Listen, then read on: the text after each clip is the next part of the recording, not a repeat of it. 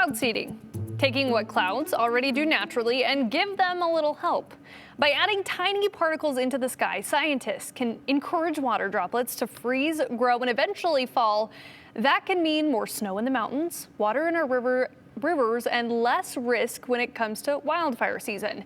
But while the science has been around for decades, the politics around it are heating up. This legislative session alone, lawmakers have introduced several different proposals tied to seed clouding. One that would have banned the practice altogether, but never gained enough traction. So then there's the other one, focused on transparency, which is now headed to the governor's desk. And a third is a joint memorial urging Congress to step in and prohibit geoengineering over Idaho and across the country, which often gets confused with cloud seeding. So what exactly is happening in the sky above us, and why is it suddenly under the microscope here on the ground?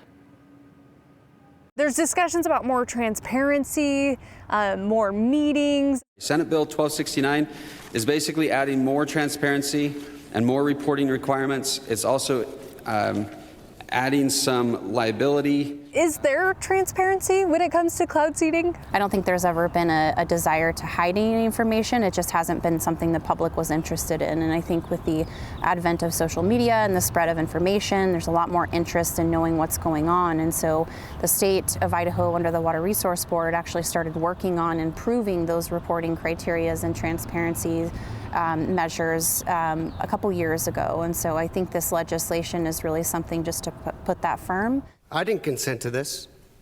I think most people didn't consent to this. We did not consent to be experimented on. I think there's a lot of misinformation out there, and so often cloud seeding gets conflated with geoengineering, and weather modification are two very different concepts, so they're different in intent and scale.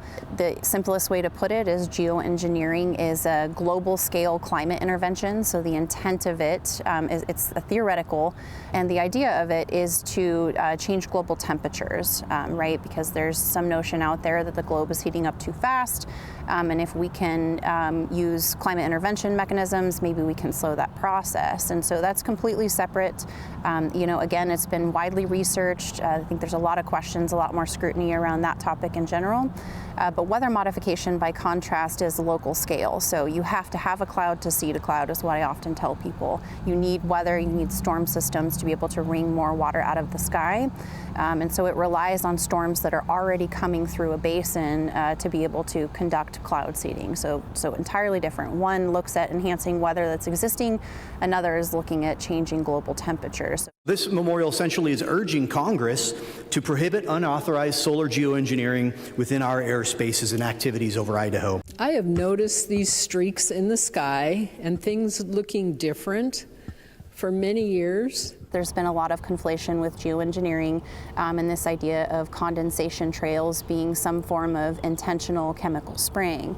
And to my knowledge, I've never seen any evidence of that. And so condensation trails are literally just the process of water in a gas form. So there's water in the blue sky that you see changing into a liquid form. So you have a hot engine from an airplane mixing with very cold air up in the atmosphere. The skies now look like a plaid tie. I see it continuously day after day after day, crisscross patterns of streaks, white streaks that do not disappear. They dissipate, and then they merge into a single gray object, which is now what our sky has become. I like to tell folks, well, we also didn't have the population that we did 20, 30 years ago, right? We've had massive influx of people coming into the Treasure Valley. We've had a lot of increases in transportation, and that applies to aviation transportation as well. And so if you look at the statistics, there's been about a 50% increase in air traffic just in the last 20 or 30 years. And so it seems obvious, I guess, why there would be an increase in condensation trails that you see, but translating that information to the public without getting into the complexity of science is definitely a challenging task. Now the public very much relies on social media, short bits of information and reels to get their information, and so I think it's going to be critical to be successful in communicating that public agencies, research institutions, industries that participate in these practices are more active and more transparent on social media and the places where people get their information. And so I think you're never going to win everybody over. There's always going to be people who believe that, there's some alternative reason that, or that it's bad for some reason. But I think there is progress to be made in terms of communication for sure.